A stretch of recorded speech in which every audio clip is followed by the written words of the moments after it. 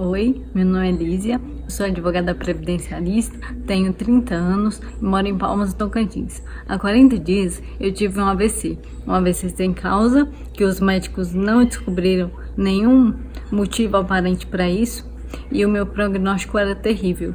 Eu tive uma lesão tão grave que eu não voltaria a andar nem falar mais. Mesmo assim eu não me abative. Eu tenho uma força muito grande dentro de mim, que a minha reabilitação vai acontecer e eu vou voltar para minha vida normal muito melhor do que antes. Em 40 dias eu já estou andando e estou falando, com a ajuda de muitos profissionais. Fisioterapia é vida. Não tenha preguiça, não tenha medo. Se você passou por um AVC, acredite em você. A medicina não é exata. Eu estou aqui para provar que existe casos raros, existe exceção, existe vontade de viver que muda qualquer cenário, qualquer diagnóstico.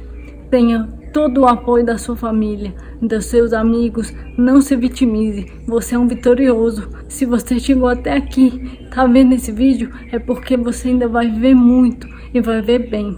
Não desista, mesmo com limitações, saia, passeie, faça tudo o que você quer fazer.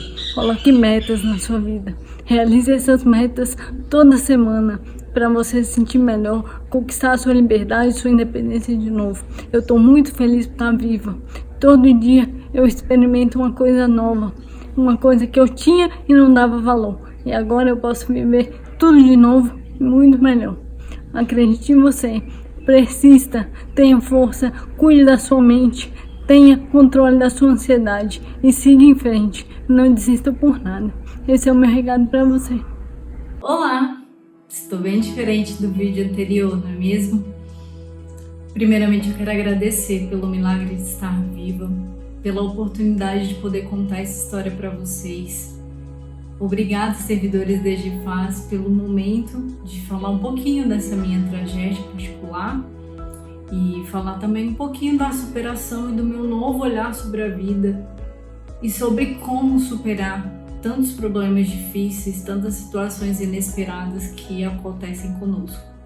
Peço desculpas se houver alguma falha em relação à minha fala.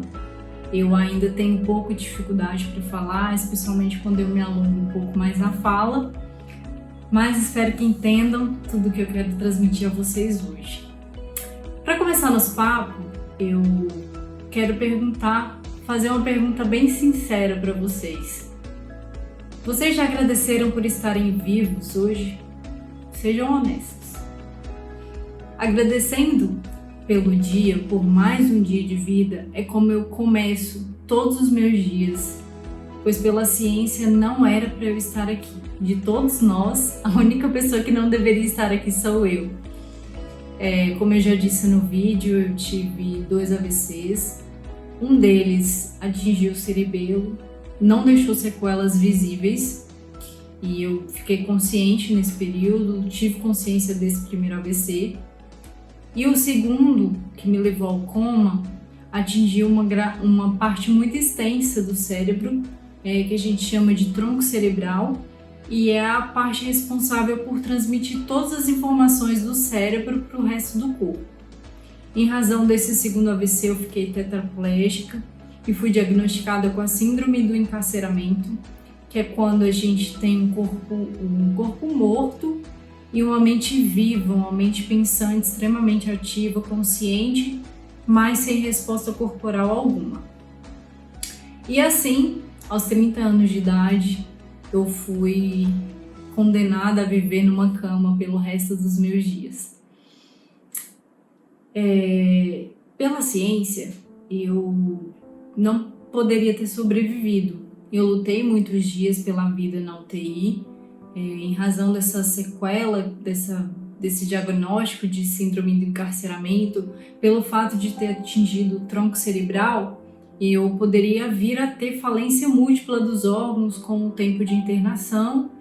Então o cuidado comigo era extremamente grave para ver como é que o meu corpo responderia.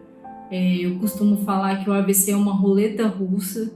Depois que você apaga, você não sabe como é que você vai acordar, se você vai acordar. Eu acordei, meio viva, mas acordei. E por muitos dias na UTI eu não me comuniquei, eu mal conseguia abrir os olhos, eu tinha consciência do que estava acontecendo comigo, eu abria os olhos já pelo 3º dia, 4º dia depois que eu acordei do coma, mas não conseguia mantê-los e piscá-los numa constância normal. Então eu passei bastante tempo dormindo nos primeiros dias e depois que eu comecei a ficar um pouco mais acordada, eu comecei a sentir muita dor, muita dor.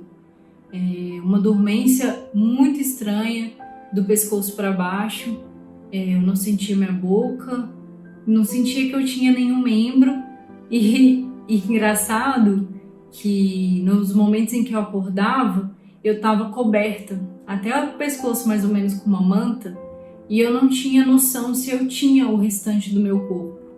Passei muitos dias sem saber exatamente o que tinha acontecido comigo para eu ter acordado na UTI e eu pensava seriamente que tinham feito alguma coisa errada comigo, que tinham me aplicado um medicamento errado, enfim, que eu tinha tido uma parada cardíaca, eu não sei, eu pensava muitas hipóteses, até que uma amiga que veio de longe, que estava mais sã, em consciência emocional melhor para me transmitir o que tinha acontecido, sentou comigo e falou: olha, você teve um AVC muito mais grave, esse AVC vai te deixar paralisado por um tempo e você vai precisar reensinar o seu cérebro a fazer tudo de novo. Eu não entendi, eu confesso que eu ouvi tudo isso, mas eu pensei que fosse uma coisa muito simples, que em questão de dias eu sairia andando do hospital, me despedindo das pessoas que cuidaram de mim, pegaria minha mala e iria viajar de férias como era o meu planejamento. Só que os dias foram passando e eu percebia que a minha situação era cada vez pior. Eu não conseguia sentar. Para eu sentar numa poltrona que tinha no hospital, que já era um exercício de mobilidade, eles me amarravam na cintura e amarravam a minha testa para eu conseguir ficar numa posição ereta. E isso era muito doloroso, eu sentia muita dor, muito cansaço, meu corpo parecia que pesava 100 quilos e eu não tinha movimento de nada, então todo mundo fazia tudo por mim, eu babava, eu não respirava direito, era tudo muito dolorido, foi uma situação assim degradante mesmo, de ver as pessoas me manipularem como se eu fosse uma boneca de pano e eu perder toda a minha independência assim, em questão de milésimo de segundos. Até hoje não existem hipóteses conclusivas sobre o que teria causado os meus AVCs. Eu vivo ainda com essa angústia, é possível acontecer de novo. Eu não sei se eu estou tomando a medicação correta para evitar que aconteça um novo evento, mas eu estou tomando todas as precauções e tudo aquilo que os médicos recomendam que eu faça ou que eu não faça para não ter um outro evento, eu faço. Mas a verdade é que sem saber exatamente o que causou, eu não consigo tratar efetivamente. Mas, apesar desse desconforto, dessa angústia de não ter tantas respostas sobre isso, eu vivo agarrada à minha fé de que eu não superei isso sem um propósito específico. Se eu tô viva, se eu não fiquei inválida, é possível que Deus tenha um plano muito maior para mim e eu me apego nisso para entender que eu preciso viver um dia de cada vez, não ficar pensando tanto no futuro, não tanto no amanhã e nem nas possibilidades que vêm à minha mente que possam me causar algum tipo de angústia.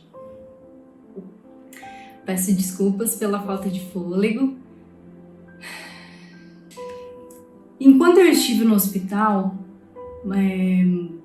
me pouparam de todos os detalhes técnicos praticamente sobre o meu diagnóstico, sobre a síndrome do encarceramento, eu não sabia.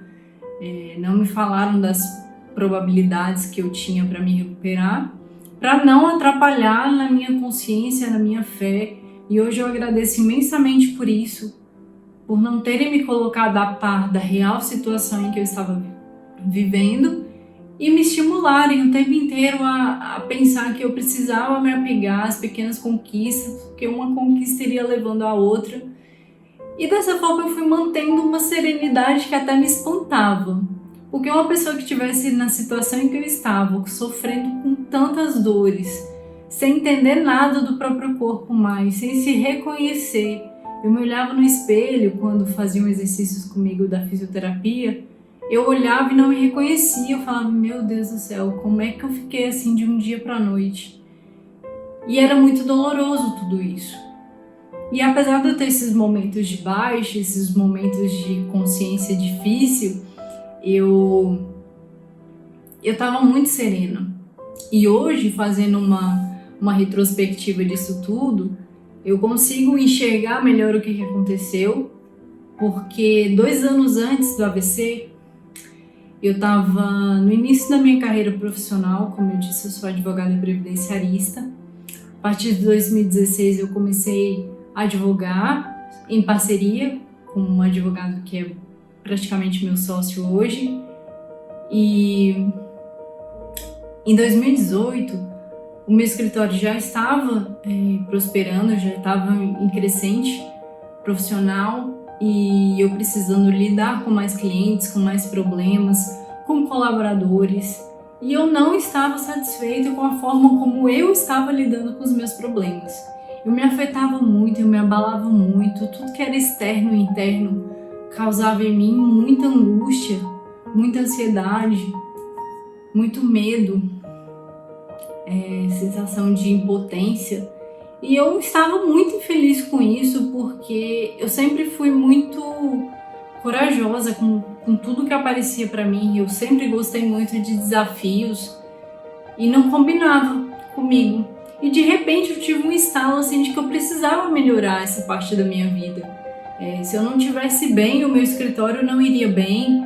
Se eu não estivesse bem, o meu corpo não iria bem.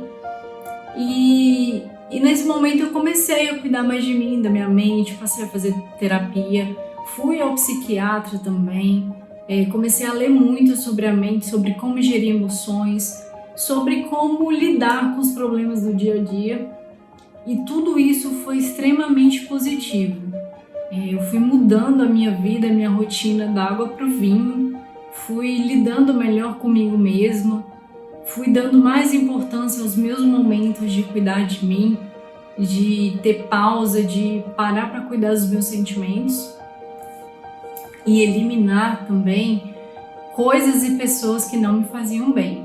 Então tudo isso foi sendo um processo profundo, doloroso, difícil, que dependeu de muito esforço, mas que foi acontecendo tão naturalmente que hoje, olhando para trás, eu fico pensando se isso não foi uma preparação para o que vinha pela frente. Eu não tinha noção do que estava me esperando. Eu só sei que, aliado a esses sentimentos que eu tinha de não conseguir gerir muito bem as minhas emoções, eu sentia uma angústia e uma pressa inexplicável. E tudo que eu pensava e planejava na minha vida tinha que ser para antes dos 30 anos. Então eu vivia uma autocobrança inexplicável e ninguém entendia. Minha mãe reclamava muito, mas pra que você fica assim, se cobrando tanto? Pra que essa pressa? Minha filha, cada pessoa tem o seu tempo. Não precisa ficar se comparando, não precisa ficar querendo antecipar coisas que acontecem naturalmente, são gostosas quando acontecem naturalmente. Eu entendo, eu sentia, eu sabia que ela tinha razão, mas lá no fundo, dentro de mim, tinha uma pressa inexplicável, como se eu soubesse que não teria tempo para realizar.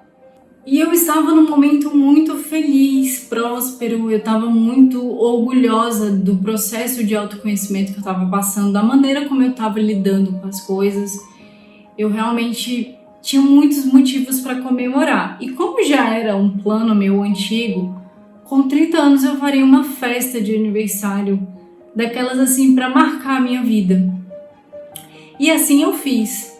Vieram amigos de longe, foi uma data muito especial. E eu não sei nem explicar a felicidade que eu senti naquele dia. Parecia o fechamento de um ciclo mesmo que eu estava vivendo.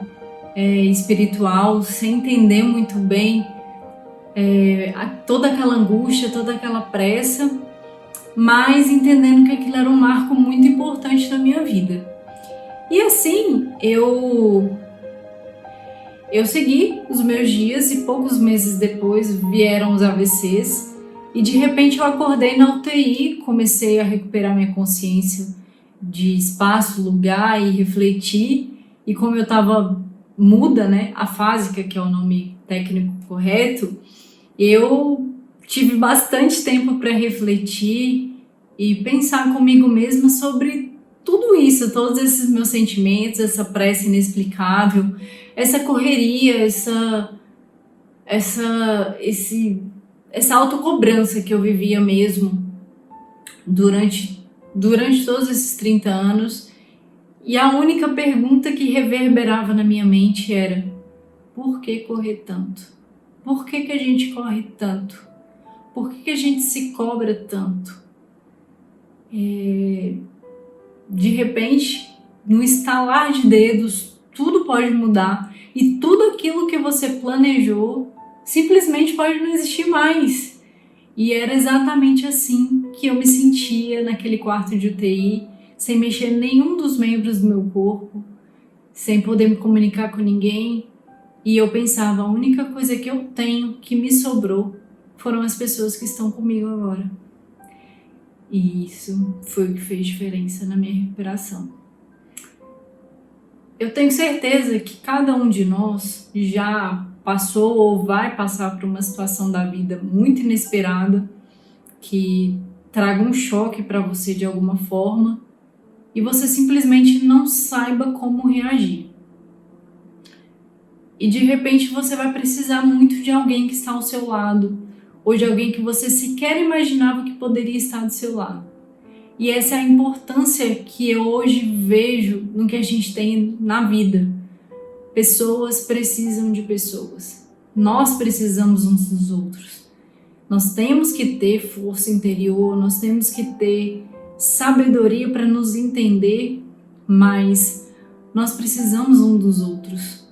Quando a gente menos espera, acontece alguma coisa na nossa vida que muda completamente o nosso script e de repente a gente só tem aquelas pessoas que você cuidou durante toda a sua vida, aquelas pessoas que você foi empática, aquelas pessoas que você teve boas relações, são as pessoas que vão estar ali para segurar a sua mão e falar assim, vamos junto que você consegue.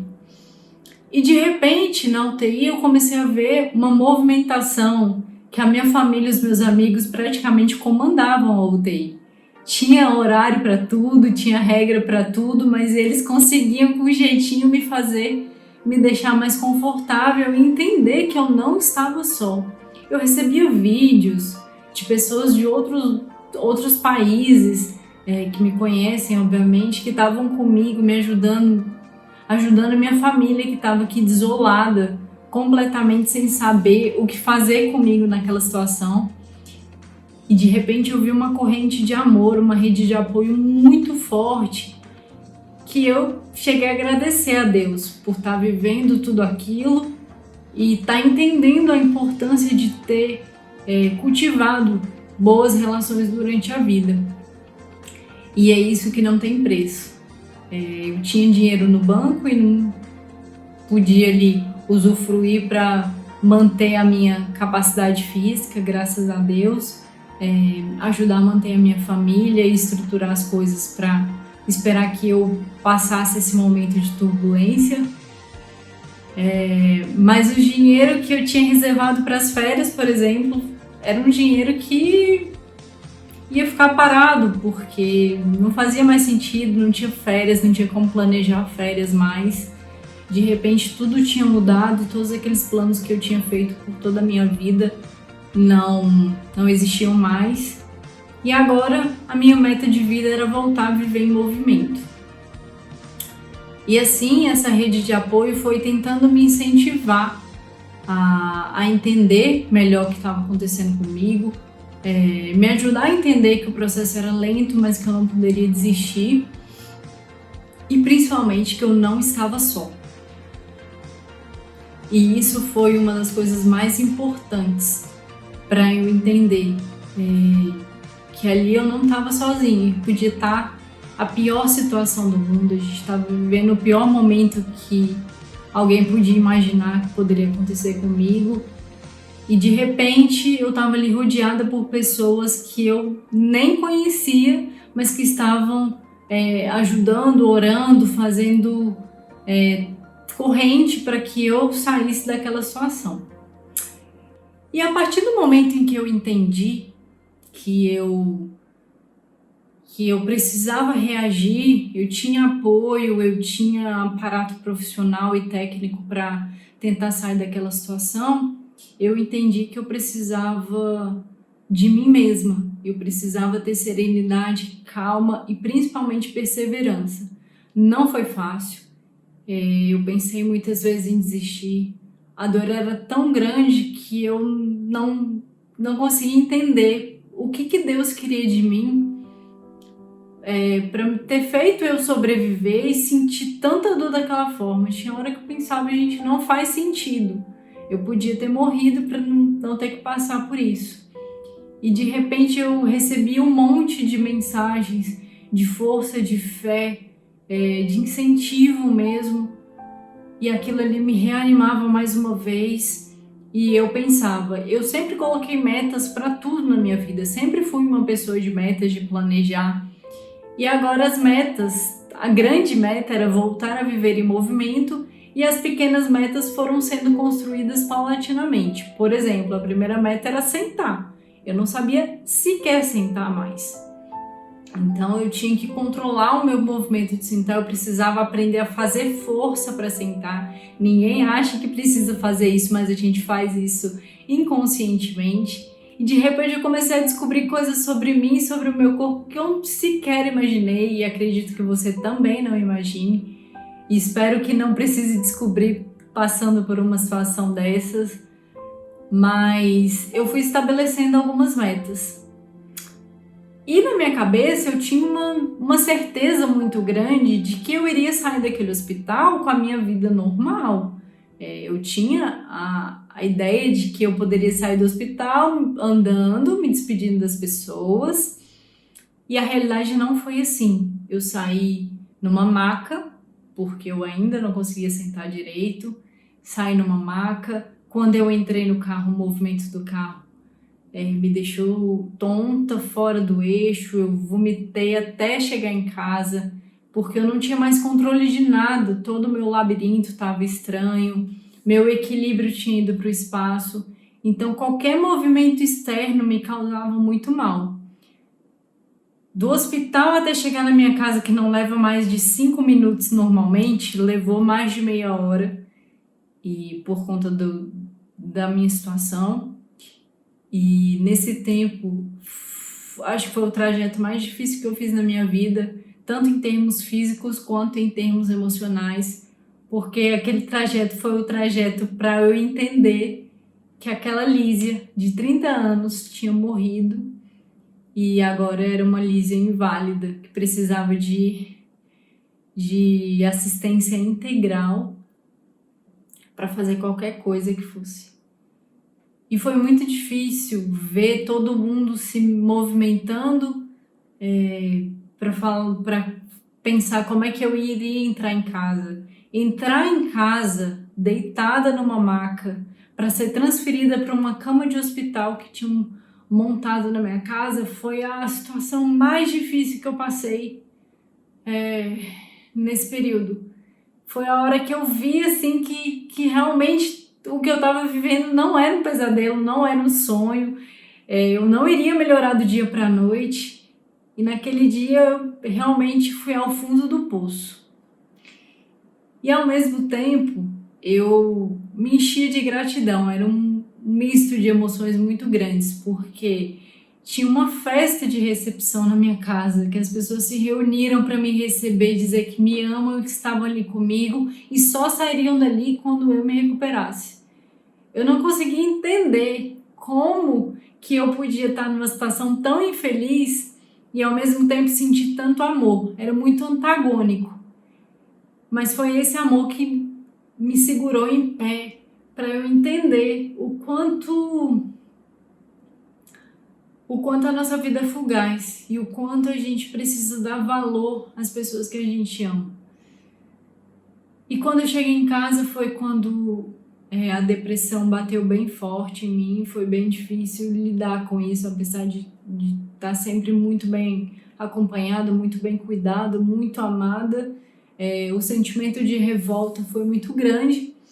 E poucos dias depois em casa, quando eu estava assim no auge da minha revolta, eu tive um papo sério com Deus. Eu pedi por uma comunicação visual que desenvolveram, pedi para me deixarem um pouco só, porque eu não ficava só nem um minuto. Eu estava assim cansada de ficar o tempo todo sendo vigiada. Eu tinha uma enfermeira ao meu lado 24 horas, olhando até o jeito que eu respirava para ver se estava certo. E isso estava assim me deixando extremamente irritada. E aí teve uma hora que a irritação chegou no grau máximo e eu pedi para ficar sozinha. E eu tive um momento com Deus assim que eu nunca tinha tido até então na minha vida inteira. Eu estava tão revoltada, mas tão revoltada, que eu falei com Deus brigando, assim como se eu estivesse dando uma ordem para Ele.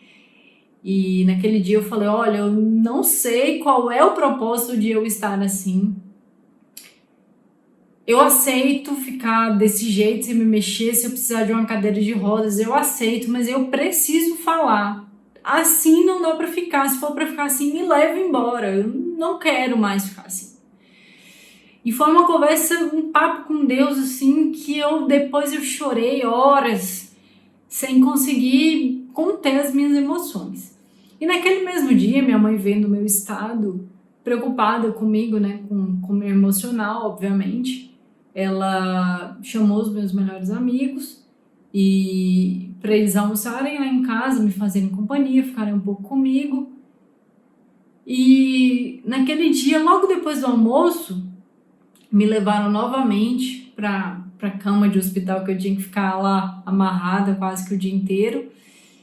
E aí me levaram novamente para lá e um dos meus amigos falou, sempre me incentivava a tentar coisas novas para melhorar minha qualidade de vida. E naquele dia ele falou assim, olha, fonemas simples como esses que as crianças falam, você já consegue falar, mamãe, papai, vai treinando, porque aí você vai progredindo como uma criança.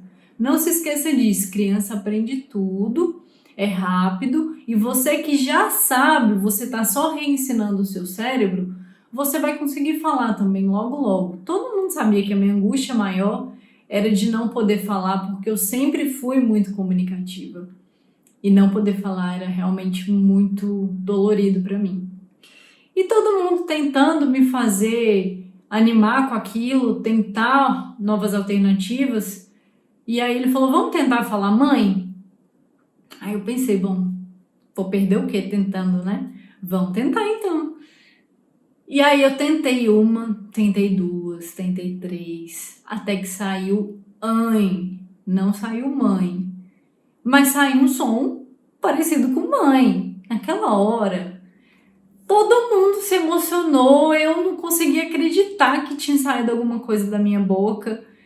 E a choradeira geral e o milagre acontecendo, e eu pensei, meu Deus do céu, eu tô falando. E aí continuei tentando e consegui falar mãe. De repente saiu muito baixo, numa voz muito robótica, porque quem sofre AVC geralmente fica com esse problema nas cordas vocais, e eu consegui falar mãe.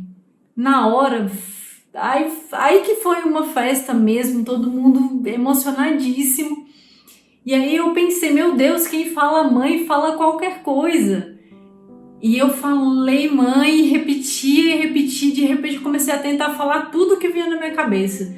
E assim, algumas coisas saíam, outras não, e aquela dificuldade, mas eu não acreditava, eu me arrepiava inteira, eu chorava e eu queria falar para as pessoas que eu tinha pedido para Deus naquele dia e Ele tinha me ouvido. E assim, é emocionante contar isso, porque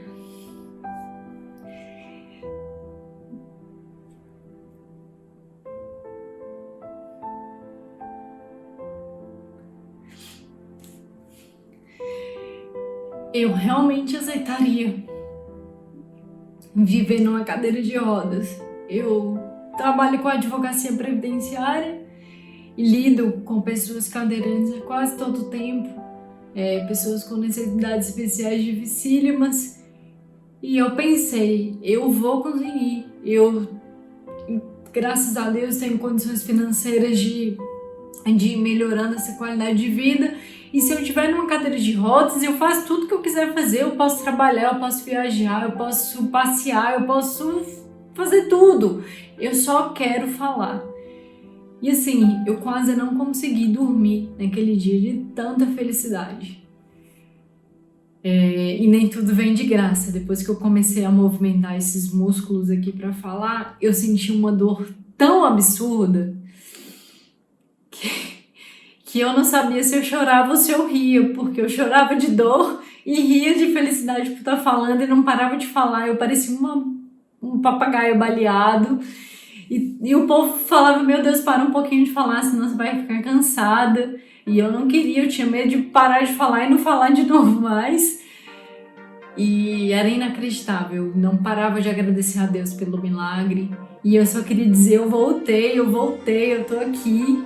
Porque o tempo todo me diziam o seguinte, que eu precisava entender que eu não seria mais aquela Lísia de novo. E isso não fazia o menor sentido. Eu sabia que eu sou aquela Lísia de antes e eu queria voltar a ser a mesma, ou se não melhor. Mas aceitaria ficar numa cadeira de rodas se fosse preciso, mas seria eu ainda, Lísia, a pessoa que foi construída nesses 30 anos. E aí eu sei que nesse milagre, eu refletindo sobre tudo e pensei o que era mais improvável de acontecer, eu voltar a falar. Logo depois que eu falei, me contaram do prognóstico, me contaram qual que era a expectativa da medicina para mim. Meus amigos tiveram um papo muito sério, minha família também. Minha mãe falou, olha, eu não acredito, eles podem falar o que quiser, mas eu acredito em você, na sua capacidade de reabilitação. E todo mundo acreditava em mim, exatamente por essa minha capacidade de colocar metas para tudo e não descansar enquanto não cumprir essas metas. E assim foi. Eu faço isso no meu trabalho e agora eu tinha que largar o meu trabalho definitivamente para poder cuidar de mim. E eu pensei, se eu falei que era a coisa mais difícil e mais improvável que tinha de acontecer, eu vou andar, eu vou me mexer. E eu fiz uma promessa pública para todos os meus amigos, que se eu me recuperasse, eu iria escrever um livro para contar a minha história e tentar ajudar os demais sobreviventes de doenças terríveis e também seus familiares que ficam completamente desnorteados com uma situação dessa que acontece com uma pessoa querida. E assim eu fiz essa promessa e todo mundo assinou embaixo e acreditava que ia acontecer, me deu força e já ficava pensando no dia do lançamento do livro, tentando me animar e tudo mais. Eu nem conseguia levantar um braço sequer, era algo ainda muito distante, acreditava-se que seria muito distante e eu prometi isso para mim mesma e eu só queria melhorar. Então eu passei a colocar metas semanais para mim, por exemplo, segurar melhor o pescoço. Eu aprendi a sentar, depois foi segurar o pescoço, depois comecei a mexer os dedos dos pés e aí já fui treinando a minha reabilitação para andar e os braços foram os últimos a mexer. Até que um dia eu acordei com os meus dedos formigando, dando choque, como se eu tivesse dormido em cima do braço e tivesse triscando em alguma coisa e dando aquela cãibra bem forte. E eu achei mega estranho. Aí pedi pra minha mãe ligar pra fisioterapeuta e explicar, né, o que estava acontecendo. Ela falou que isso era um ótimo sinal de que a sensibilidade das mãos estava voltando e os movimentos voltariam em breve. Então que a gente iria focar bastante no movimento das mãos. E em poucas semanas depois, os meus dedos começaram a mexer de fato. E foi aí que eu transformei essa minha promessa em meta de reabilitação. À medida que os meus dedos começaram a mexer, eu pensei, eu preciso reaprender a digitar para trabalhar um dia. Então eu vou começar a digitar para fazer o meu livro, contar as etapas da minha reabilitação para depois profissionalizar isso. E assim eu comecei a escrever o meu livro e 1 ano depois, em setembro deste ano, eu concluí a escrita do meu livro, contei todo o meu processo de reabilitação e toda a mudança do meu olhar sobre a vida, todas as lições que eu extraí desse período. Conto também um pouco da minha vida hoje, da minha nova rotina, numa tentativa de realmente mostrar para as pessoas que existe vida após AVC e que vale a pena lutar, vale a pena acreditar em si mesmo. E essa é mais uma prova do meu milagre. Uma pessoa que sofreu um AVC de tronco, que foi condenada à invalidez e hoje tem um livro escrito em fase de publicação. E esse é o milagre que eu tenho muito orgulho de falar, de contar, de ser merecedora dele. Hoje eu estou praticamente reabilitada, tenho algumas sequelas, são invisíveis. Graças a Deus a minha mobilidade física voltou totalmente, depois de muito esforço, muita fisioterapia, muita fonoaudiologia e sem falar nas terapias alternativas que eu fiz todas, mas sempre cuidando da minha mente, sempre cuidando do meu emocional, sempre buscando a minha própria força interior e conectada à minha espiritualidade. Essas foram as chaves centrais da minha recuperação, além de aceitar ser ajudado.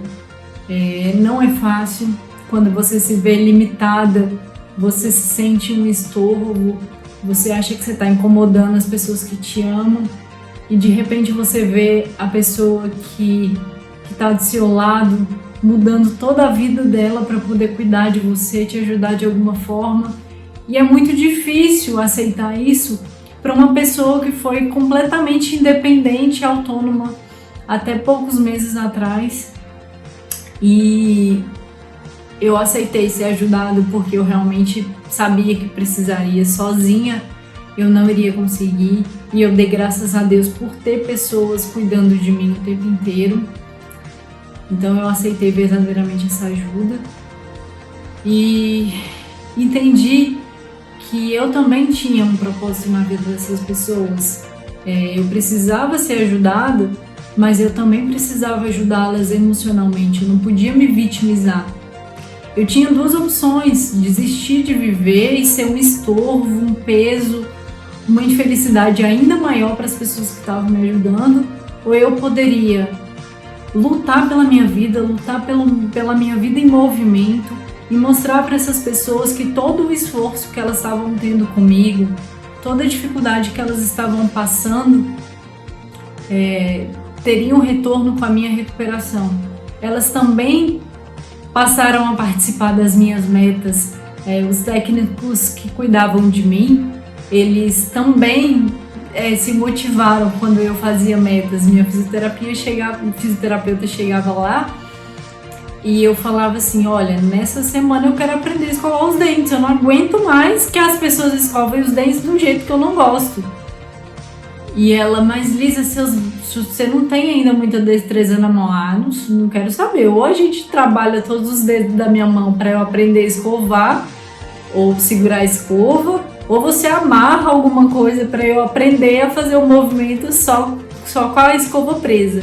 Então assim, eu desafiava eles também. Aquilo era um desafio para mim, mas de repente virou um desafio para eles e a gente parecia um time para superar aquela situação. Então a vitória é minha. Eu sei que eu dei tudo de mim e até um pouco mais para viver o que eu estou vivendo hoje em plenitude, mas eu não conseguiria sozinha, sem esses profissionais, sem a minha família, sem os meus amigos. E a minha chave mestre de tudo isso foi manter a minha mente sã. Então hoje, para finalizar essa conversa, eu só tenho um recado mais importante de tudo para vocês, porque as 1000 e outras coisas que eu aprendi nessa jornada foram escritas no meu livro, porque são coisas que não caberiam numa palestra para eu falar de tanto que eu aprendi e mudei a minha visão sobre a vida. Mas o que eu quero dizer a vocês é: se cuidem, invistam em vocês, invistam em autoconhecimento, cuidem da sua mente. Para sair de qualquer problema, vocês precisam encontrar respostas interiores. Vocês vão precisar de ajuda, geralmente vem ajuda externa. Aceite ser ajudado quando vier, mas saibam que a força interior e a solução para qualquer problema está dentro de você. E quanto mais você se conhece, mais fácil fica enxergar isso. As realizações profissionais e materiais são maravilhosas, mas elas só fazem sentido e elas só podem existir se você estiver vivo. E elas só fazem todo sentido se você estiver feliz. Sejam felizes hoje, valorize o hoje de vocês. Não joguem a felicidade de vocês para amanhã, porque o amanhã pode não existir. Não da maneira como vocês estão pensando ou planejando. Foquem no hoje, cuidem das suas relações pessoais, façam o que vocês amam. Vivam com felicidade, procurem a felicidade nas pequenas coisas. Esse é o meu recado para vocês. Eu poderia falar horas e horas aqui sobre isso, tem muita coisa a se falar, mas o essencial foi dito aqui para vocês entenderem um pouco desse meu processo de recuperação, um pouco dessa minha história e o que me levou a chegar onde eu estou hoje, em plena capacidade física, plena capacidade mental. Apesar de ter algumas sequelas invisíveis, eu vivo imensamente feliz e grato por essa oportunidade, por ter superado o que poucas pessoas superam, por saber que o AVC é a doença que mais mata no Brasil e no mundo hoje, depois do acidente de trânsito. E atentem-se ao corpo de vocês. O corpo fala o tempo inteiro. Então não negligenciem doenças bobas que a gente pode achar que não são nada, mas a saúde mental e a saúde física são os seus maiores tesouros. E é isso. Fiquem com Deus. Muito obrigada mais uma vez pela oportunidade e até a próxima.